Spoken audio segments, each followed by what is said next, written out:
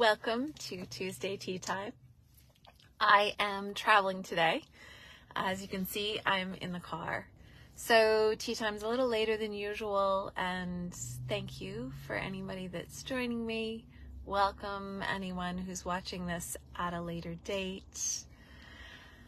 I wanted to continue with the stream of tea times, even though I am on the road, drinking my tea from a bottle.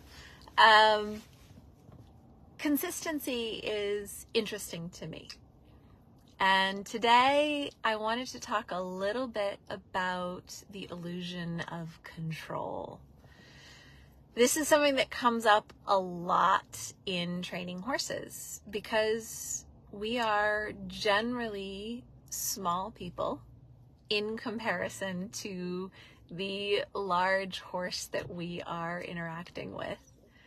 And we do balance on this teeter-totter of control. How much control do we have?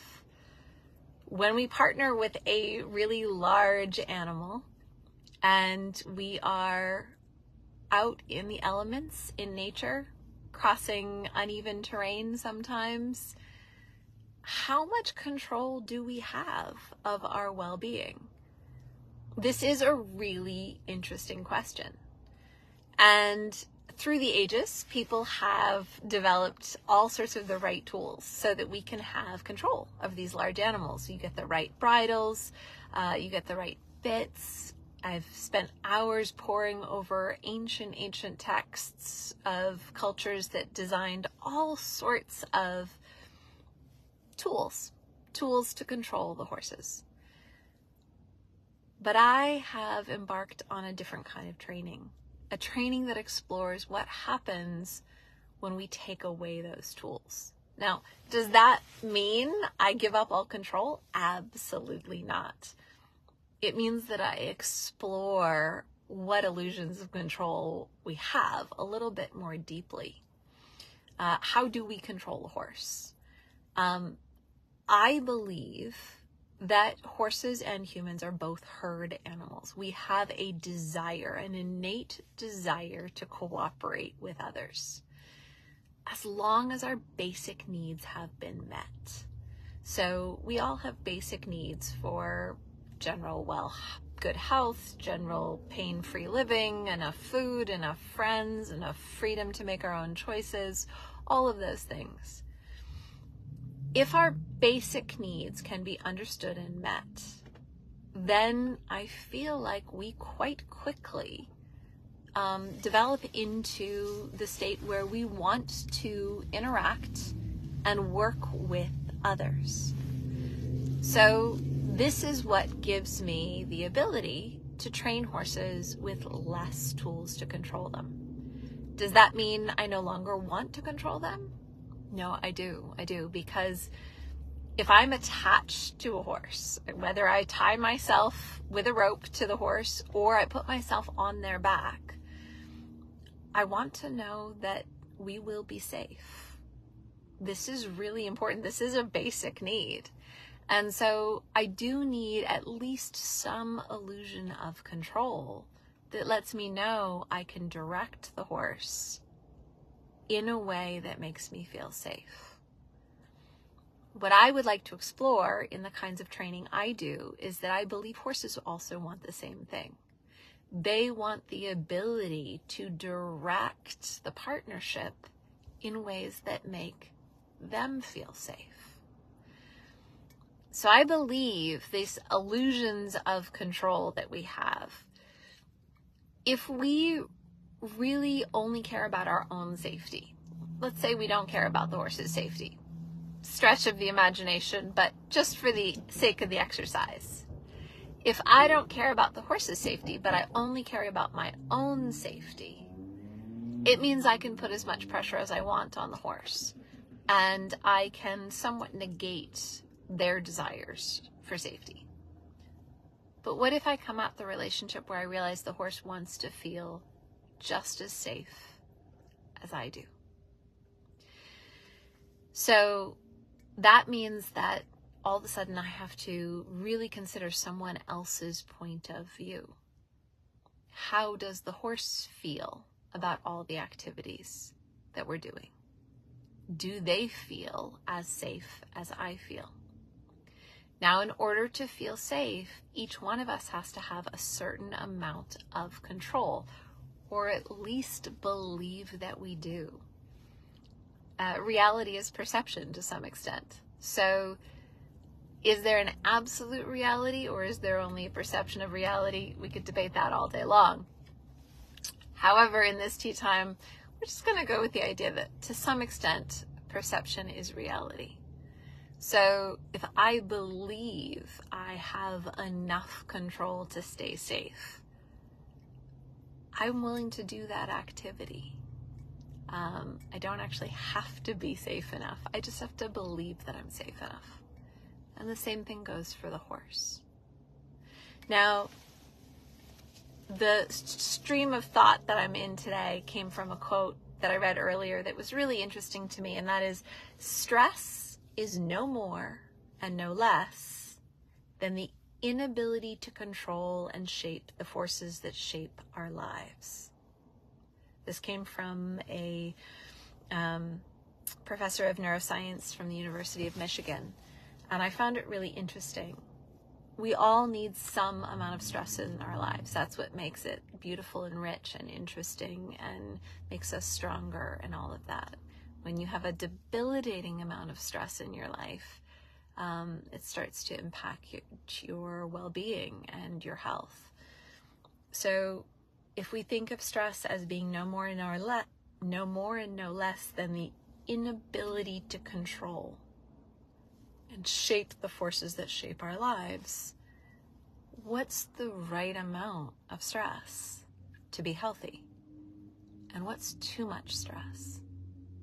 So what's the right amount of control that we need to have to feel safe enough? And what's the right amount of letting go of control and realizing that you're a bit at the mercy of someone else? And I think this is the beauty of what happens when we have our fairly small human bodies interacting with these very large horses. We start to acknowledge that to some degree we have some control, and to some degree we are giving up control to someone else. What percentage of that is okay? We can debate that all day long. But I think it's a really interesting question.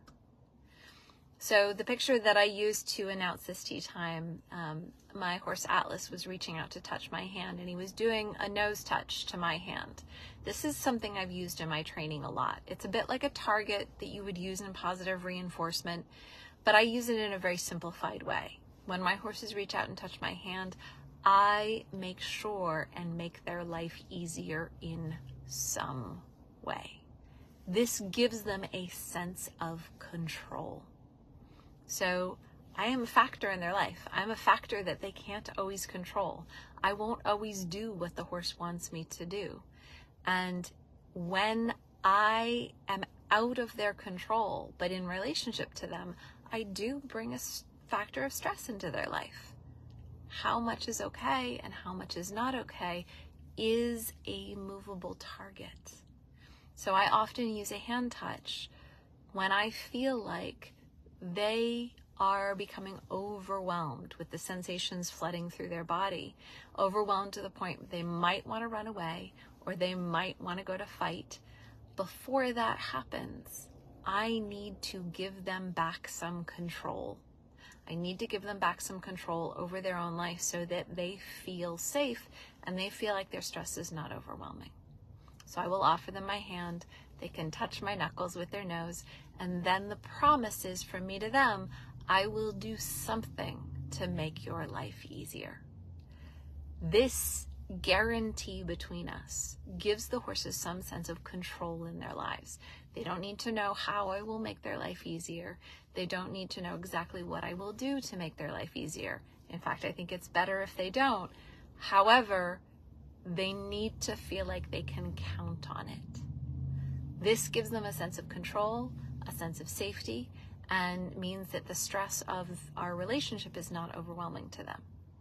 Now, what's interesting about this is I am pulling away from that training. I used to do it a lot, and I'm doing it less and less, because I am realizing when they become very dependent on controlling me, they lose a little bit of motivation to control their own brain and their own sensory system.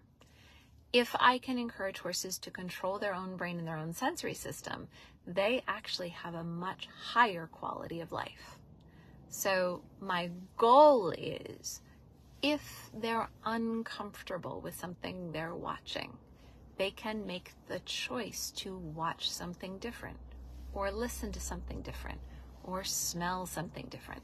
They can use their own sensory system to control how overwhelming the feelings are going through their body. They don't need to change someone else to feel a sense of control. They can change their own focus. This is the goal. This is the greater good. So when I encourage horses to use their sensory system in a way that makes them feel better, horses gain a sense of control over their own destiny. They gain a sense of control over their own safety. And it has nothing to do with controlling another being in the relationship. It has everything to do with controlling their own system. Now, what do we do in this world? We teach the things we're trying to learn. So I would say I'm probably trying to learn this in my own sensory system as well. When things aren't going well for me, do I need to blame it on someone else and make someone else change so that I'm okay and I have a sense of control? Or potentially, could I use my own nervous system and my own physical choices in harmony with others to gain a sense of control over my life and a sense of safety? I would say it's a whole lot easier to train horses than it is to train myself. However, it's really interesting to think about. So, I'll read this quote again because I think it's really interesting. Stress is no more and no less than the inability to control and shape the forces that shape our lives. This goes for horses, this goes for humans. And it comes from a professor of neuroscience in the University of Michigan. And I think that it is very accurate. We need stress to help us become strong, to bring interest and vitality and dopamine into our lives, but not too much. We need the right amount of stress. And the way we manage how much stress we have is by how much control we keep and how much control we let go of. So when you release control and you don't know what's going to happen and you're just along for the ride, stress levels will go up. And that can be a beautiful thing. Stress levels go up too high, we're going to need to regain some control over our lives. And we can do that in two ways, humans and horses. The two ways is we can regain control by controlling our partners and our friends and our family and anyone we're in relationship with to make sure we stay safe. Or we can learn to control our own nervous system. And by that, I simply mean noticing and choosing what to focus on. Do we focus on what we're seeing? Do we focus on what we're smelling? Do we focus on what we're tasting? Do we focus on what we're feeling? This ability to focus on the things coming through our nervous system that improve our lives versus the things coming through our nervous system that are raising the stress too much or too little. This ability to tailor the nervous system to make your life better is something that I teach horses. Whether I can teach myself or not, that's a whole nother question. But I find it fascinating to use their sensory system. And I'll give you a story. I was out walking yesterday with my stallion. We were going from one of my pastures to another, and he did have a halter on because we were on a road with cars, but we passed an area where someone had crashed a quad bike. It had tipped over, fuel had spilled, it smelled terrible, and I thought, oh, he's going to be really worried. This is a horse that doesn't like strong smells. He's often really unnerved by anything that smells too strong. And I thought, this might be really challenging to walk past this scene of an accident. And it was really interesting because he took one look at the quad bike, and then he very pointedly looked the other direction at the forest on the other side of the road. He showed me some bark on the side of a tree. He showed me a view in the other direction, and he walked without breaking stride or rhythm all the way past the scene of the accident. He took one look, decided that accident didn't make him feel better. He chose to look the other direction. We kept a steady rhythm. We passed by it without incident. And I thought, wow, this actually works. I didn't train him to do that in times of stress. I trained him to do that by paying attention to him in all the little tiny calm moments where he showed me he knows how to use his nervous system to make him feel better. He can control his own thoughts and his own points of focus to help him feel good and have a sense of control over his life. All I did was pay attention to that, recognize it, make sure that he knew, that I knew, that we knew that this was a possibility. Then when a point of stress comes up, stress being the inability to control the factors that shape your life, there is an illusion of control when we decide where to focus.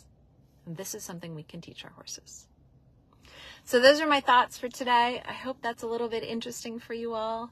I am going to go buy a whole bunch of fence posts because I am doing fencing this week. So that's tea time for today while I'm on the road, and I will look forward to seeing you guys next Tuesday.